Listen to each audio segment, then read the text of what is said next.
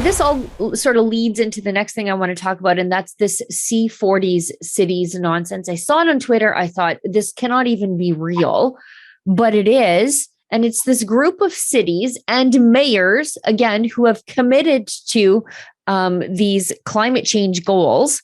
And it's a global network of mayors taking urgent action, I'm reading from their website, to confront the climate crisis and create a future where everyone can thrive. And one of those cities, along with Shanghai, ironically, is Toronto. Delhi's in there too. Ho Chi Minh City's in there. Mexico City.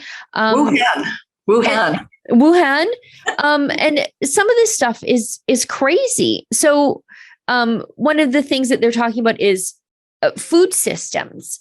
And they have said that, the average allotment, it's funny because you've been talking about people having, a carbon budget, according to, the climate change control freaks in our lives, that people should have a climate budget. Well, now your caloric budget is tied to your climate budget, where in these documents, they say that people are supposed to consume about 2,500 calories a day. Right now, the mayors have said that too much of that is from the things you need, like dairy and eggs and meat. And so in their goals, 2,500 calories, your caloric allotment, according to your carbon FICO score, is going to be, it has to be completely from animal sources. And all of this, animal or plant? Or sorry, from plant. Thank you for correcting me. It's all very confusing. Yeah. Although I suppose unless those animals are crickets. I mean, it's the most bizarre thing ever.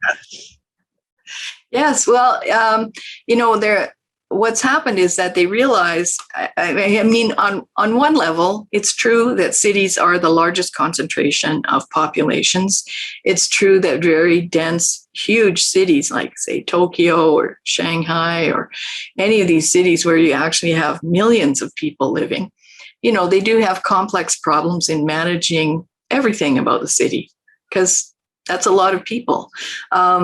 So it's not entirely ridiculous to be concerned about the environmental impact or climate impact of a city, but it is ridiculous to become an eco-dictatorship in order to accomplish, efforts to try and reduce emissions or better manage things in the city.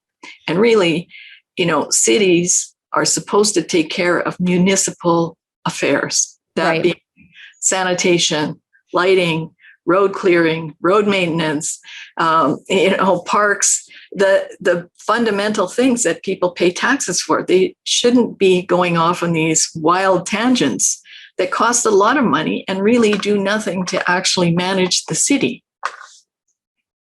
Yeah, it's bizarre. I mean, when I'm looking at the C40 initiative, I'm not sure why John Tory, the mayor of Toronto, should be concerned about supporting an overall increase of healthy plant-based food consumption in our cities by shifting away from unsustainable, unhealthy diets. Now, you want to talk about reducing food waste?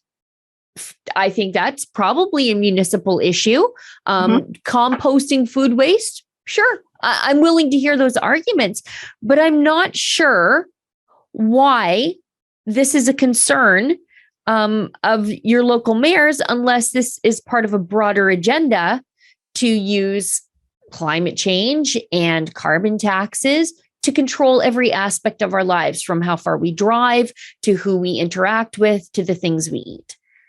Well, I think that is it. And also probably to stimulate some new product or naturally thing, because if you look through this, you find that Bloomberg is very prominent as a funder of the C40, and Michael Bloomberg himself is very prominent as, speaking at these events and bringing all these mayors together.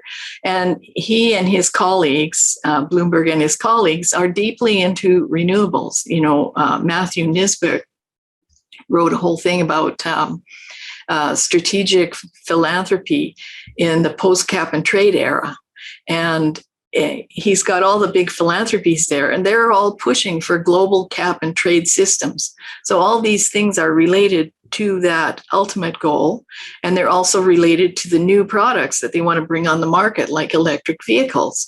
So it is conceivable to think that many of these municipal funds, the bonds, the pension plans are invested in some way, either directly or indirectly, in these products.